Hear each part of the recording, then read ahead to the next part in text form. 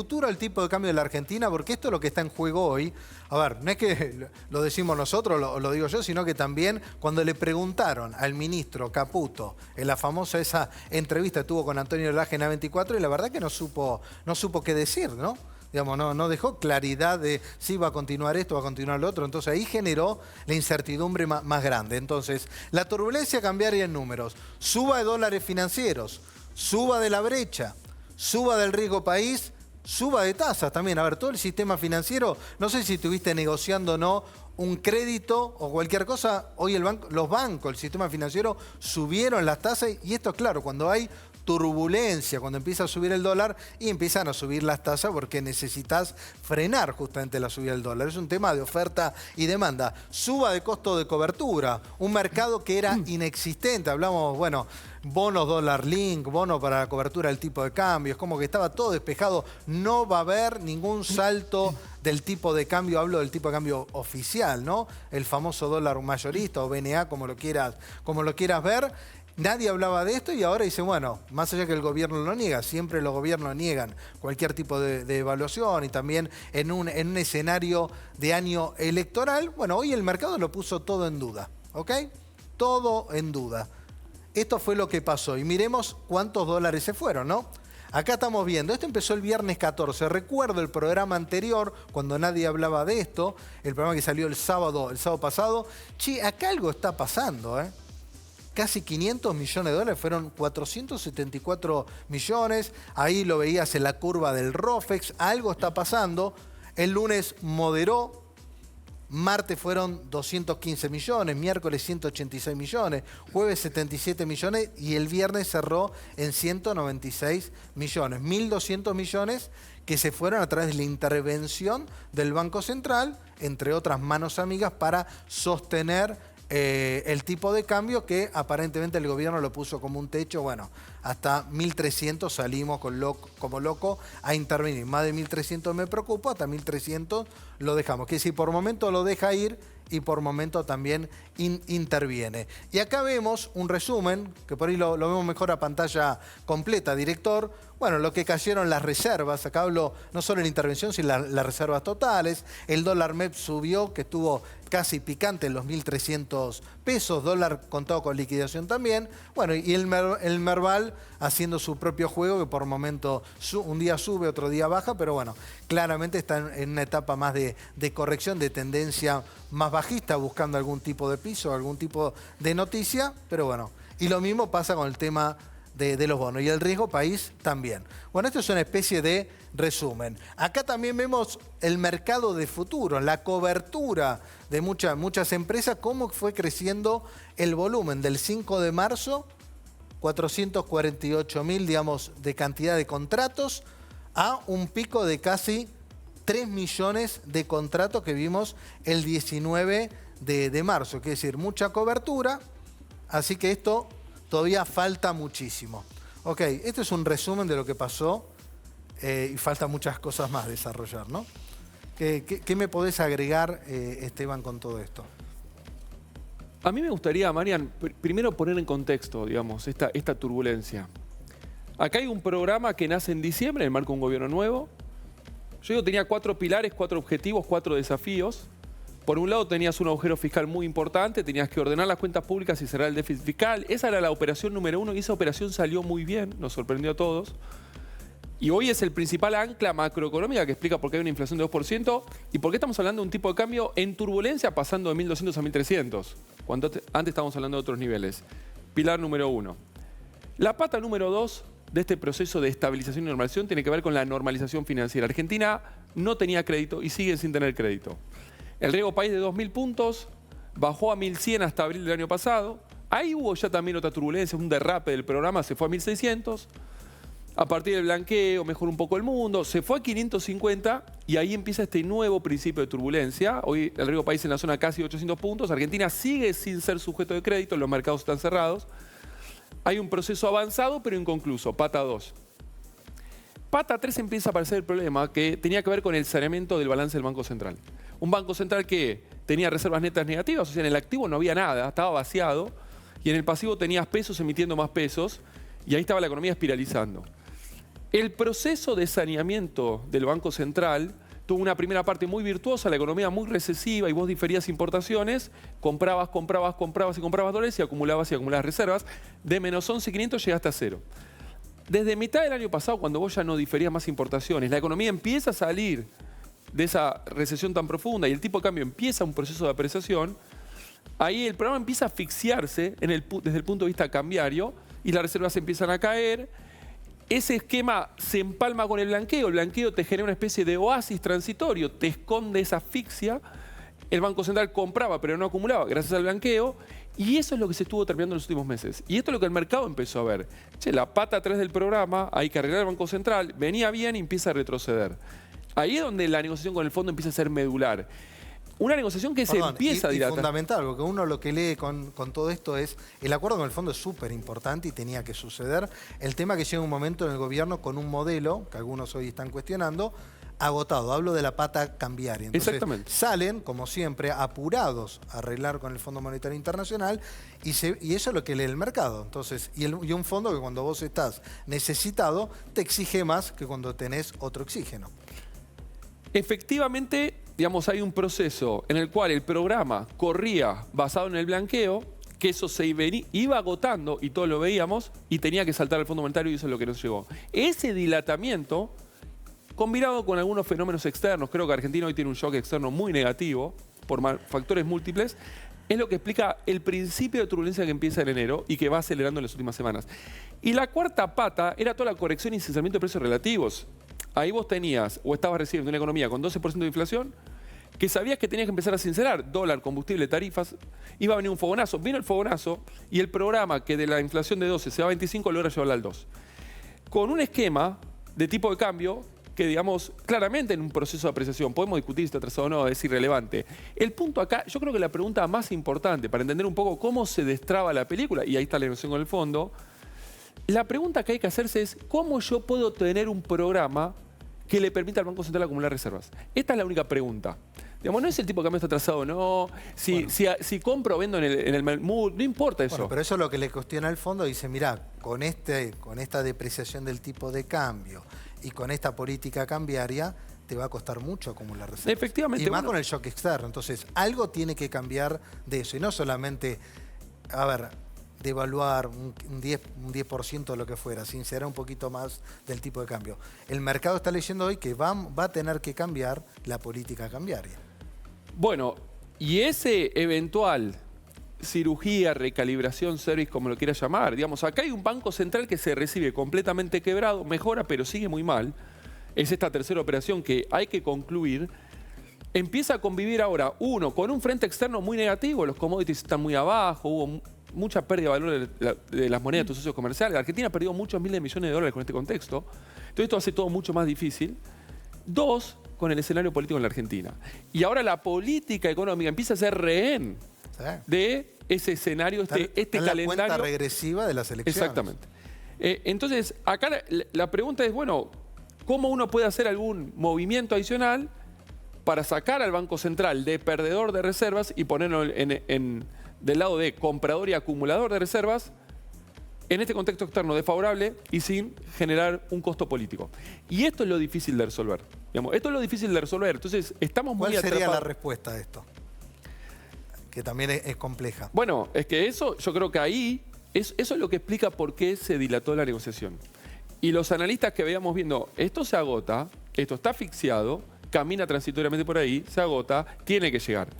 Entonces, me parece que tiene que ver con esto, Esteban, si me permitís. Hoy lo que el mercado dice, bueno, a ver, la política cambiaria, una es, deja todo igual, que es decir, con el crawling peg al 1%, es una opción, o deja todo igual y acelera un poco el crawling peg, vuelve para atrás. ¿Por qué? Porque también cambió, cuando se tomó esta decisión de bajar del 2 al 1, cambió muchísimo la situación externa. Vino Trump y todo lo que generó. La otra, empezar con una flotación administrada.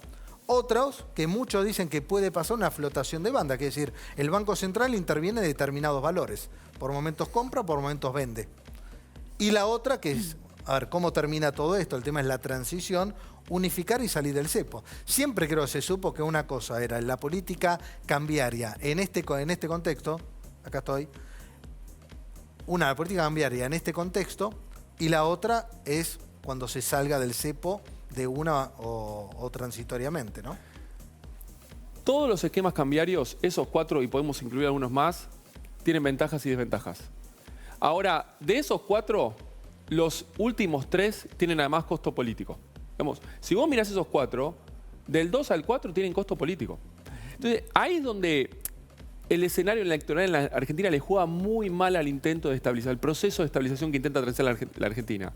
Ahora, bueno, si todo sigue igual, yo digo, vos acá vas a tener que ceder algo, porque vos estás adentro de la turbulencia. Entonces, vos no podés continuar en esta situación, porque tu Banco Central está mal. Entonces, la primera, cuando uno lo piensa en ese sentido, ¿cómo vamos a seguir igual? Si perdimos $1.000 millones en una semana. Y de acá al 26 de octubre estamos hablando de 7 meses para un Banco Central que sigue muy mal. Entonces, y el acuerdo con el fondo todavía falta para que se confirme y lleguen dólares, por ejemplo. Algunas semanas, eventualmente. Ahora, si llega el acuerdo con el fondo y llegan dólares sin modificación, entra por acá, sale por acá, y el mercado eso no lo va a tomar bien. Es decir, esto sigue igual y sigue peor.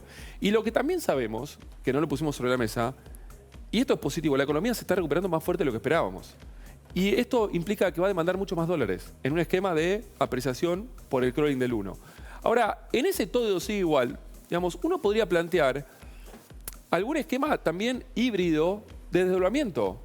Vamos a un esquema de crawling al oficial, flotación cuasi libre en el paralelo, en la cual algunas de las partidas que hoy van al oficial y me sacan dólares, turismo, servicios, blend, que se vayan para el otro lado. Y ahí podrían intentar un punto intermedio. Porque el fondo tiene un problema también. Digamos, sabe que cualquier costo político puede ser muy perjudicial para el proceso de estabilización. Entonces, tal vez te quieren ayudar y terminan perjudicando. Y ahí es donde se traba la negociación. De vuelta, lo que necesita la economía no es lo que necesita la política. Y entonces, el destrabar esto que amerita algún movimiento que le permita al Banco Central salir de perdedor, pero minimizando el costo político, es difícil de encontrar. Y yo creo que ahí está la llave final para que, si efectivamente se ponen de acuerdo, encuentran esa vuelta, baje el programa, con el programa bajan los dólares. El mercado esto lo va a tomar muy bien, transitoriamente. Después los analistas vamos a analizar la sostenibilidad, pero estamos hablando de un recorrido corto desde el punto de vista macroeconómico. El recorrido es largo desde el punto de vista de los mercados. 7 meses es mucho para este Banco Central, para este mercado, sensible. Para la macroeconomía no es nada 7 meses. Entonces, ahí es donde hay que hacer un puente transitorio con un esquema de transición, un replanteo de un esquema monetario cambiario de transición. Insisto, si llega el programa y llegan los dólares, eso ya de por sí va a ser muy positivo y debería llegar inminentemente. Sole, con esto en la mirada financiera, y también le pregunto a Gastón de todo esto, ¿no?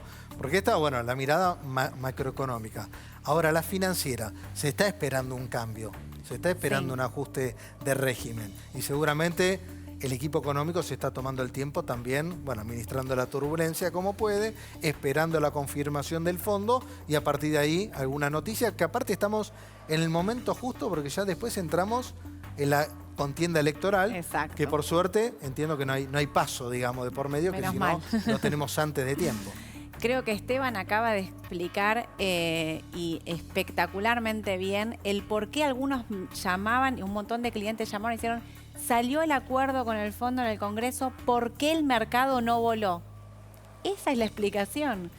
¿Por qué, a pesar de que haya un acuerdo con el fondo, si no hay una modificación, los dólares que entren se van a ir en el Banco Central? Y el mercado, lo único que mira principalmente, mira un montón de cosas, pero digo, principalmente mira con cuántos dólares te estás yendo del mercado todos los días, en intervención, en brecha, en turismo, en todos. En todo, porque eso al fin y al cabo son dólares que vos me estás sacando a mí para mis rentas de bonos, para mi riesgo país. Ese es el motivo por el cual no impacta directamente en el riesgo país. Y el mercado, muchos dicen, le soltó la mano. No, para nada. Fíjate que el riesgo país está a 700 puntos, 800 puntos. Los bonos se mantuvieron, incluso en la turbulencia de las acciones, que fue muchísimo más fuerte por la volatilidad. Si el mercado le suelta la mano, los bonos, lo primero que caen son los bonos. Lo que el mercado está diciendo es, aparte del acuerdo con el fondo, que no conocemos la letra chica, que no sabemos cómo van a llegar esos dólares, y que aparte de todo, necesitamos saber vos qué cambio vas a hacer acá. Porque este esquema no va a llegar hasta octubre si querés esperar a las elecciones. Gastón, ¿cuál es tu mirada? Gran título el que dejó ahí. O sea, me parece que el puente lo van a construir. Si me preguntás cómo, me parece que es una gran incógnita, pero mirando para atrás, también sacaron varios conejos de la galera, ¿no? Tal vez el blanqueo fue el último que vimos. Y este año, me parece que, como bien decía Esteban, se agotó el modelo, empezaron tal vez a demorar ciertas noticias. El acuerdo con el fondo tenía un moño puesto, pero ya pasó un mes. Y ahí me parece que es donde el mercado empieza a ponerse más nervioso, a ponerse más ansioso. Sin embargo, Economía había sacado varias licitaciones de títulos dólar linked y no habían tenido demanda. Entonces creo que esta última semana o la anterior sí se dio una sorpresa, donde de golpe vemos justamente futuros volando con un ritmo que de golpe, si uno lo miraba 15 días atrás, era inesperado. Y a mí me parece que esta demora, por ejemplo, en la salida de las novedades de acuerdo del cepo, me parece en clave, tal vez un error de comunicación, ¿no? A la hora de decir, está puesto el moño. Bueno, yo me imagino que sale la noticia mañana. Eso no pasó. Claro, aparte lo dijo el presidente y dijo, ya está el acuerdo, lo voy a mandar al Congreso. Después del Congreso pasó al DNU y del DNU todavía la gente que votó a favor no sabe qué se votó. Desde mi mirada política, si se quiere, por lo que poco puedo pensar ahí, la idea original era mandarlo al Congreso. Y dije, bueno, va a ser lo mismo que antes, pensando en después señalar quiénes son los malos, los traidores a la patria. No fue por ahí, fue por el DNU y también tuvo una traba. Entonces, me parece que el gran dilema está en decir, si yo habilito este rumor de decir, bueno, va a haber bandas. Puede haber bandas, porque las bandas nos habilitan un tipo de cambio más alto, eso nos repercute en inflación más alta, y ahí se rompe tal vez la primer promesa cumplida de este modelo, que es voy a bajar los impuestos y vengo bajando el más importante, que es la inflación. Entonces, me parece que políticamente puede jugarle muy fuerte, muy en contra, un recrudecimiento tanto de la inflación mensual, que estábamos ahí navegando a un ritmo de 2%, como de un tipo de cambio que de golpe los clientes estaban desesperados y el miércoles querían seguir comprando sin saber bien por qué, como reaccionando, ¿no? En 2 días diciendo, va a pasar lo mismo. De vuelta entramos en ese esquema. Gracias a Dios salió la noticia justamente de que se aprobaba el acuerdo y un poquito se calmó. Sin embargo, me parece que la macro todavía tiene mucho por recorrer y ahí es donde los bonos, justamente ley Nueva York, no nos tenemos que olvidar, tienen un plus sobre los nacionales, que tienen un rendimiento maravilloso, sí, pero repito, creo que muchos de nosotros veníamos acostumbrados a el rendimiento de mercado en 2023, 2024, que era más fácil, entre comillas, ¿sí? Uno compraba y la posibilidad de suba era muchísimo más a la que tenemos hoy, donde cambiar esa dinámica me parece muy importante, sobre todo para setear expectativas para el que entró, ¿no?, en el mercado de capitales post-blanqueo. Una persona que blanqueó en octubre, septiembre, vio que hasta diciembre todo era muy fácil. Compraba y subía 20% de la nada los bonos. Bueno, no, estamos viendo la contracara, ¿no? Y ahí es donde me parece que como educadores tenemos que bajar un poco la expectativa para decir, bueno, si esto fuese tan fácil, seríamos todos multimillonarios, no habría deuda externa, no habría problemas, no habría pobreza. Ahora, pero no es. Eso la gente lo tiene claro. Y rescato algo que comentaste recién, y no sé si prestaron atención también de los mercados. Ahora, se votó el DNU en emergencia. El mismo día que había una marcha de los jubilados que iba a ser muy caliente, y nadie hablaba de eso, hablaban del DNU. Vaya a ser lo que tuvo que negociar el gobierno para que salga ese DNU. Entonces, eso es lo que te muestra también la urgencia, la necesidad, y trascendió también el día viernes que el equipo económico está viajando el martes y pidió una reunión, vamos a llamar de urgencia, con el Fondo Monetario Internacional para tener el respaldo anticipado de cuando se junta realmente todo el equipo del Fondo Monetario Internacional. Entonces, la decisión de no pasar por el Congreso estaba relacionada, número uno, a que no haya turbulencia cambiaria, porque sabemos que ahí te lo frenan los diputados, te iban a decir que no le iban a votar, iba a pasar como la ley bases. Ahí está. ¿Okay? Claro. Iba a dormir, pero ahí te lo clavaban 2 meses, 3 meses, 4 meses. Eso fue una decisión inteligente del gobierno que pierde la credibilidad de haber pasado por el Congreso, lo pierde, pero gana la velocidad del DNU. Sí. Y el Fondo Monetario Internacional le dijo, ok, si sale por el DNU, que lo dijo, no pasa nada porque el acuerdo va a salir y entiendo que eso, con la falta de dólares que tenés, te va a generar una turbulencia mayor. Entonces creo que eligió la turbulencia menor, lo que no sé si el gobierno se hubiera imaginado que en una semana se iba a llevar una intervención de 1.200 millones de dólares. Esta es la duda, que no lo sé. Yo entiendo que no. Pensó que iba a tener una reacción muy superior, Y yo creo que acá están pagando, que a veces pasa, este error de comunicación del Toto Caputo. ¿Okay? Hay dos que comunican economía. El Toto Caputo y el presidente. No existe otro interlocutor dentro del gobierno. Toto Caputo y el presidente Milei. Toto Caputo estuvo flojo en esa entrevista y bueno, ahí se le aceleró todo. Claro. Convengamos que me parece ahí la tasa asociada al préstamo, ¿no? Porque acá tenemos que ser realistas. Hay gente que dice el fondo es el cuco, otros que dicen es un amigo, es el prestamista de última instancia. Y si tenemos que evaluar a Argentina en la situación en la que está, la tasa que es de menos de un 6%, 5, 6 si no me equivoco era, me parece que es una tasa no despreciable, ¿no? En otro momento Venezuela nos prestó al 16%. Hoy por hoy, para salir de este lugar, para lograr un puente hasta la elección o poselección, bueno, tal vez es el mal menor, podemos llamar, ¿sí? La forma de atravesar este río hasta el otro lado. ¿Nos vamos a mojar? Sí. ¿Nos vamos a revolcar? Posiblemente sí. Después, no hay... en la realidad uno tiene que elegir y tomar decisiones, ¿no? Entonces ahí es donde me parece que esta idea de una tasa, ¿quién nos presta a nosotros al 5,5? Sí, sí, nada. ¿Alguien de nosotros le prestaría a un bono del Estado al 5,5? Me parece que no. Y ahí es donde uno... me pongo a pensar, ¿me das dinero al 5,5? Tomo, dame todo lo que tengas. A mí después veo qué hago, pero quiero construir un puente hasta octubre. También me van a exigir algo. Bueno, sí, pero si no me parece que me lo está cobrando la calle ya mismo y me lo está cobrando el mercado. Ya mismo, donde en una semana pierdo 1.200 palos, y es algo que no pasaba, no recuerdo hace cuánto, pero este gobierno no lo vivió nunca. A ver, yo tampoco, cuando estamos acá analizando con seriedad lo que pasó, esta es la información, esto es lo que sucedió, ¿está claro? A ver, no es que ahora pienso que se va todo al diablo, no pasa por ahí. Me parece que hoy también lo que está en juego, lo que el mercado, todo, le está pidiendo al gobierno y se está tomando su tiempo, que tome la decisión correcta. Y todos los programas de estabilización tuvieron idas y vueltas, ¿cuántos programas se iniciaron de una manera y terminaron en otra? Le pasó a la convertibilidad, le pasó a todos los planes de estabilización. Que se tome la decisión correcta y yo creo que el gobierno va a ser pragmático más allá del año electoral, porque todavía tiene mucho tiempo. Cualquier decisión que tome, exagerada o no, o abrupta o un cambio, todavía tiene tiempo para que se reacomoden todas las variables y siempre me parece el mercado y todo eso, las familias, las empresas y demás, porque hay muchos sectores que están muy mal, muchos sectores que están mucho mejor, es así, la Argentina es una de cal y una de arena, que le exija que haga los cambios y me parece que las urnas eso también se lo van a apoyar. Vos recién preguntabas, Marian, si el gobierno pensaba que esto podía ocurrir en una semana, y yo pensaba el día anterior a que está la venta del viernes pasado de los 474 millones, que salieron en una licitación y que el dólar linked quedó desierto, ¿no? Entonces, y todo era... Al fin y al cabo, todos los que piensan que el dólar está barato, nadie se quiso llevar este dólar linked.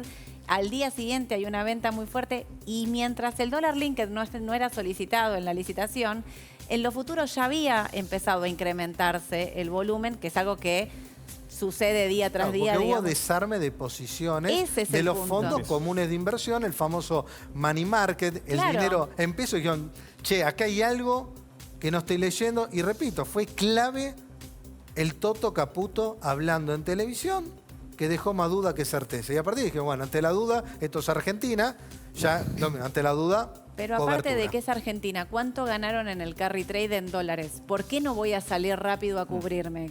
¿Cuál era el fundamento para no hacerlo si tengo incertidumbre y dudas sobre lo que va a ocurrir? Voy y me cubro.